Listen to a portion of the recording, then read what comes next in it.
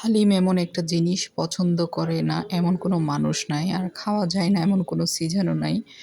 হালিম সবারই পছন্দের, যে কোনো সময় খাওয়া যায়। আহ, যাই হোক, আজকে আমি আপনাদের সাথে শেয়ার করব চিকেন হালিম রেডিমেড মশলা দিয়ে। তাহলে চলুন রেসিপিটা দেখে নিই দেরি না করে, আজকে কীভাবে আমি এই মজার হালিমটা করলাম। আসলে পরিবেশনের উপরেও অনেক কিছু ডিপেন্ড করে। সুন্দরভাবে পরিবেশন করলেই কিন্তু খাওয়ার আগ্রহটাও বেড়ে যায়। যার কারণে হালিমের মধ্যে যে শসা, লেবু, কাঁচামরিচ, পুদিনা, ধনিয়া এগুলো দিলে কিন্তু খেতেও ভালো লাগে। আমি কিন্তু হালিমের ডালগুলা বাসায় তৈরি করেছিলাম, আর এগুলো আমি ১ ঘন্টাখানিক গরম পানি দিয়ে ভিজিয়ে রেখেছি আগে থেকে। প্রথমে আমি একটা প্যানে সয়াবিন তেল দিয়েছি, তারপর হচ্ছে আমি বেশ কিছুটা পরিমাণে পেঁয়াজ কুচি দিব, কারণ পেঁয়াজ কুচির মধ্যে এখানে অর্ধেক আমি রেখে দিব বেরেস্তা করে, আর অর্ধেক হচ্ছে আমি এখানে রান্নাতে লাগিয়ে ফেলবো। এখন ভালো করে আমি পেঁয়াজটা একটু ভেজে বেরেস্তা করে নেব। একটু পরিমাণে বেশি করে দিতে হয় পেঁয়াজ কুচিটা। বেরেস্তা হওয়ার পর অর্ধেকটা আমি এখন নামিয়ে ফেলবো, আর অর্ধেকটা আমি এখানে রান্নাতে লাগিয়ে ফেলবো।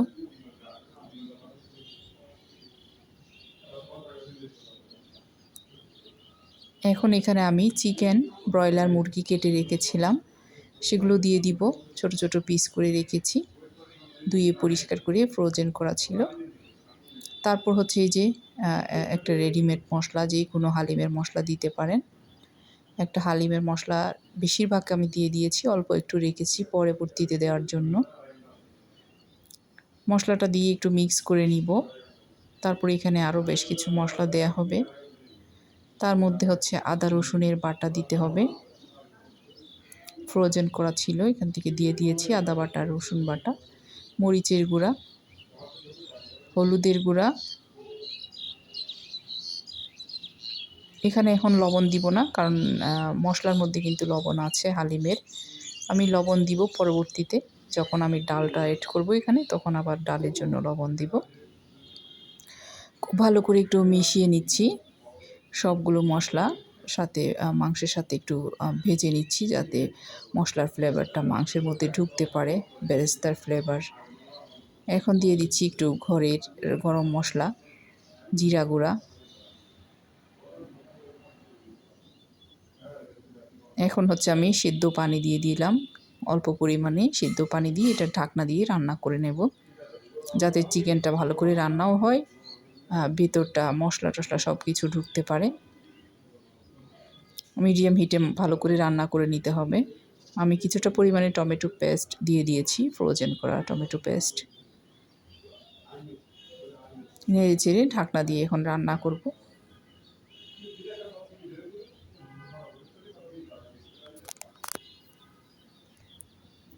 আবার একটু নেড়ে চেড়ে দিচ্ছি।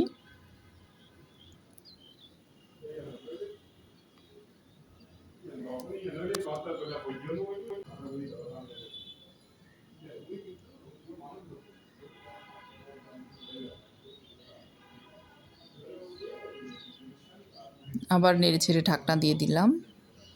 আরও কিছু সময় একটু রান্না করে নেব, যেহেতু ব্রয়লার মুরগি খুব বেশি সময় রান্না হতে লাগেও না। তারপরেও ভালো করে একটু রান্না করে নিতে হবে, যাতে কোনো কাঁচা টাচা না থেকে যায়। এখন এই যে ঘন্টাখানিক ভিজিয়ে রাখা আমার বাসায় বানানো হালিমের ডালটা দিয়ে দিয়েছি।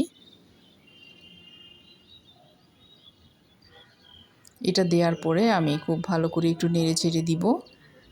আর এই যে হালিমটা, ডালটা দেওয়ার পর কিন্তু এটা খুব বেশি ঘন হয়ে যাবে, যেহেতু বিভিন্ন রকমের ডাল, শস্য সব কিছু দেওয়া আছে এখানে, যার কারণে এটা কিন্তু অনেক বেশি তিক হয়ে যায়। এখন আমি নেড়ে চেড়ে ভালো করে এখানে গরম পানি দিব। এটা পরিমাণ মতো করে আন্দাজ করে গরম পানিটা দিয়ে দিলেই হয়, একটু বেশি করে দিতে হবে, কারণ এটা আরও ডালটা কিন্তু এই পানিটা টেনে নিবে, ঘনত্ব হয়ে যাবে। অনেক বেশি ঘন হলে খেতে ভালো লাগে না, মোটামুটি একটু মাঝারি টাইপের হলেই কিন্তু হালিমটা খেতে ভালো লাগে। খুব বেশি ঘনও না, আবার পাতলাও না। বেশ কিছু পানি দিয়ে আমি প্রথমে একটা বলক তুলে একদম লো হিটে এটা আমি ১ ঘন্টার মতো রেখে দিয়েছিলাম চুলায়। ১ ঘন্টা রান্না করেছি একদম লো হিটে। লবণ দিয়েছি স্বাদ মতো, কারণ ডালের মধ্যে লবণ দিতে হবে ডালের জন্য। সেই পরিমাণ করে আমি লবণটা দিয়ে দিয়েছি। আর এটা আমি নেড়েচেড়ে প্রথমে হাই হিটে বলক তুলে নিয়ে তারপর হচ্ছে একদম লো হিটে এটা আমি ১ ঘন্টা চুলায় রাখবো আর কিছুক্ষণ পর পর আর কি নেড়ে দিব যাতে নিচে লেগে না যায়।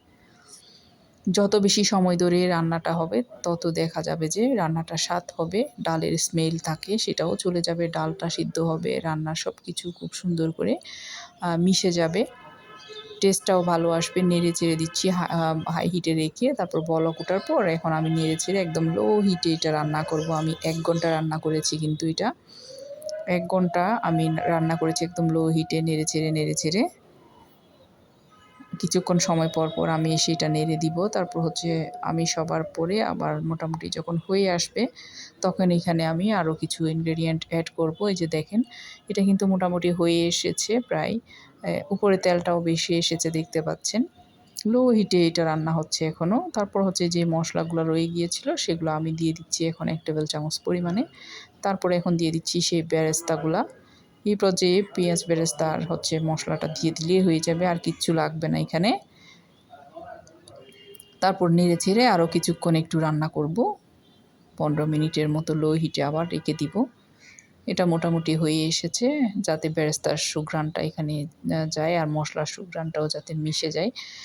এখন হচ্ছে ১৫ মিনিটের মতো আর একটু রান্না করে আমি সার্ভ করে নিচ্ছি। এই যে দেখেন ঘনত্বটা দেখেন, এটা ঠান্ডা হওয়ার পর আরও ঘন হয়ে যাবে। সবার পরে শসা কুচি, লেবু, আদা, পুদিনা, তারপর হচ্ছে সব কিছু দিয়ে মোটামুটি সাজিয়ে কাঁচামরিচ কুচি পরিবেশন করেছি। রেসিপি ভালো লাগলে লাইক কমেন্ট করবেন, সাবস্ক্রাইব করে আমার চ্যানেলের পাশে থাকবেন। ফেসবুক পেজ থেকে যারা দেখবেন আমার পেজটাকে ফলো করে আমাকে সাপোর্ট করবেন। এই যে দেখেন দেখতে যতটা সুন্দর হয়েছে খেতে তার চেয়ে বেশি মজার হয়েছিল। আজ এতটুকু। আসসালামু আলাইকুম।